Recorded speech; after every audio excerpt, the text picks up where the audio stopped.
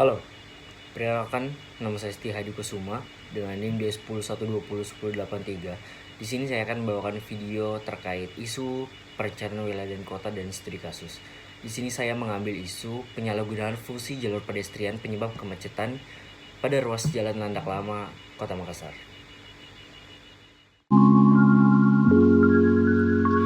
Isu kemacetan sering terjadi di kota-kota besar di Indonesia yang disebabkan oleh meningkatnya jumlah penduduk serta meningkatnya tuntutan kehidupan masyarakat yang akibatnya meningkatnya volume kendaraan dan frekuensi kegiatan penduduk. Berbagai dampak yang timbul terutama pada aspek ruangan, yaitu meningkatnya tuntutan akan ruang untuk mengakomodasi sarana dan prasarana untuk menunjang berbagai kegiatan. Menurut data dari Kementerian Perhubungan menunjukkan bahwa pertumbuhan kendaraan di Kota Makassar mencapai 10-12% per tahunnya, sedangkan pertumbuhan volume jalan hanya 0,001% per tahunnya. Hal ini membuat saat ini Makassar menjadi salah satu kota termacet di Indonesia. Makassar merupakan kota terbesar dan terpadat kelima di Indonesia. Pada umumnya, permasalahan transportasi sekarang ini dihadapi Kota Makassar, salah satunya ialah kemacetan. Terdapat 3 hal yang secara umum menyebabkan kemacetan di Kota Makassar. Yang pertama ialah perilaku masyarakat yang kurang tertib dan memanfaatkan bahu jalan dan jalur pedestrian sebagai tempat parkir, penataan kendaraan yang kurang efektif, dan aktivitas bongkar muat yang tidak tersentralisasi. Sebuah kawasan perkotaan dikatakan manusiawi ialah jika terdapat kawasan yang ramah terhadap pejalan kaki. Perkotaan yang manusiawi dapat diwujudkan dengan penyediaan fasilitas bagi pejalan kaki. Perkotaan yang manusiawi dapat diwujudkan penyediaan fasilitas pejalan kaki di kawasan perkotaan, terlebih di kawasan pusat perkotaan. Pada pasal 25 Undang-Undang Nomor 22 Tahun 2009 disebutkan bahwa setiap jalan yang digunakan untuk lalu lintas umum wajib dilengkapi dengan perlengkapan jalan berupa fasilitas untuk pejalan kaki dan penyandang disabilitas. Maka dari itu, keharusan pemerintah untuk menyediakan fasilitas pejalan kaki yang memadai harus dilakukan. Berdasarkan Peraturan Menteri Pekerjaan Umum Nomor 3/PRT/M/2014 bahwa jaringan pejalan kaki yang aman, nyaman, dan manusiawi di kawasan perkotaan merupakan komponen penting yang harus disediakan untuk meningkatkan efektivitas mobilitas warga di perkotaan. Penataan jalur pedestrian belum menjadi prioritas utama bagi masyarakat dan pemerintah kota saat ini.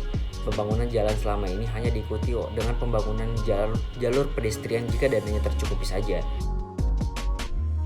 Pada Jalan Landak Lama ini, terdapat berbagai ruas jalur pedestrian, namun kondisi yang kurang memadai dan masih kurang ramah terhadap pejalan kaki yang ingin mengakses jalan tersebut.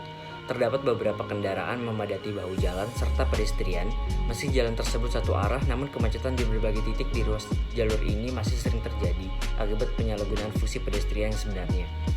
Kurangnya berbagai fasilitas sarana pendukung pedestrian di ruas jalan Landak Lama seperti pembatas trotoar dan building block sehingga tidak ramah bagi pejalan kaki yang didominasi pengguna rumah sakit Labuan Baji yang seharusnya ramah terhadap penyandang disabilitas dan pengguna lain yang ingin menggunakan pedestrian tersebut. Pedestrian jalan Landak Lama yang kurang memadai dan ditumbuhi pohon serta akar yang merusak kondisi fisik pedestrian, kendaraan yang parkir di bahu jalan, serta becak yang menunggu penumpang dan parkir di pedestrian menyebabkan berbagai masalah. Meski sudah ditertibkan oleh Dinas Perhubungan setempat mengenai parkir tersebut, masyarakat masih tetap melakukan hal yang sama dan dapat menyebabkan kemacetan terus-menerus. Selain dijadikan tempat parkir, kondisi pedestrian pada ruas jalan Landak Lama ini juga digunakan berbagai penyedia jasa dan komersil yang mengambil beberapa ruas bahu jalan serta jalur pedestrian yang ada, sehingga dapat mengganggu para pejalan kaki. Keterbatasan ruang gerak para pejalan kaki pengguna ruas pedestrian ini juga dikarenakan street furniture yang berada di tengah-tengah jalur pedestrian, sehingga mengganggu kenyamanan dan keamanan para pejalan kaki yang ingin menggunakan pedestrian, sehingga mereka berjalan di jalan yang juga dilalui berbagai kendaraan yang akibatnya dapat menimbulkan kemacetan dikarenakan pengendara kendaraan tersebut mengurangi kecepatannya dikarenakan mendahului para pejalan kaki tersebut yang notabene tujuannya ialah toko satu sama dan berbagai layanan komersil serta rumah sakit Labuan Baji. Dengan isu yang sama, Jalan Malioboro Kota Yogyakarta bisa dijadikan acuan dalam melakukan revitalisasi dan menanggulangi penyalahgunaan pedestrian di ruas Jalan Landak Lama. Jalan Malioboro yang merupakan salah satu pusat kota Yogyakarta yang dulunya terdapat banyak penyalahgunaan fungsi pedestrian yang menyebabkan kemacetan, namun sekarang beralih menjadi kawasan yang ramai dan nyaman bagi pejalan kaki. Sebelum dilakukan revitalisasi, kawasan Malioboro menjadi salah satu ruas jalan yang sering mengalami kemacetan. Kondisi jalan yang tidak nyaman dan tidak teratur, terdapat pula beberapa konflik antara pedagang, pejalan kaki, dan antar pengemudi kendaraan bermotor. Beberapa sisi ruas jalan Malioboro hingga pedestrian yang dialihfungsikan sebagai area parkir sepeda motor dan juga tempat untuk berdagang, serta terdapat pula ruas jalan dan pedestrian digunakan sebagai area parkir andong dan juga beca. Keadaan Malioboro ketika itu sangat tidak beraturan dan tampak kurang indah. Namun pada tahun 2018, kawasan Malioboro selesai direvitalisasi.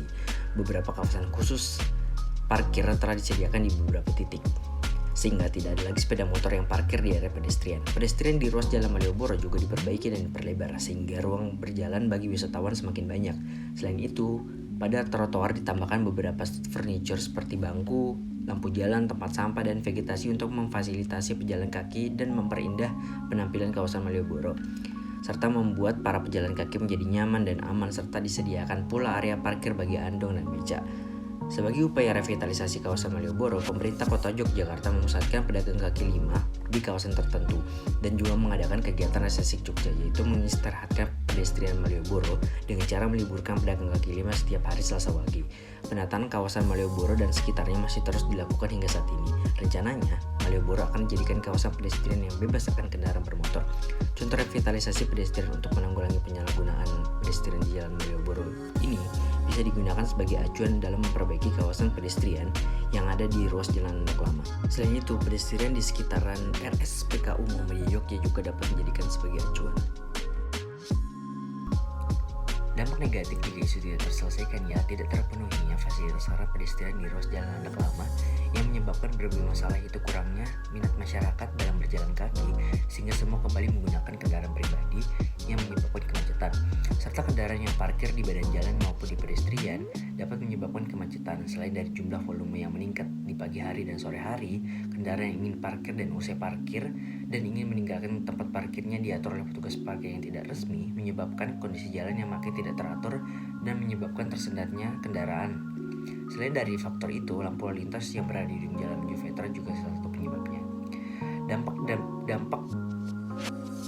Dampak dari penyalahgunaan fungsi pedestrian yang menggunakan beberapa layanan komersil dan jasa menyebabkan minimnya tempat bagi para pejalan kaki, sehingga para pejalan kaki yang ingin menyeberang dan berjalan di pedestrian harus berjalan di jalan yang dilalui kendaraan dan dapat menyebabkan hal-hal yang membahayakan bagi pejalan kaki. Bagi pengguna Rumah Sakit Labuan Baji yang sedang membutuhkan pertolongan darurat, kondisi semakin diperparah akibat kemacetan yang ditimbulkan di sekitaran rumah sakit.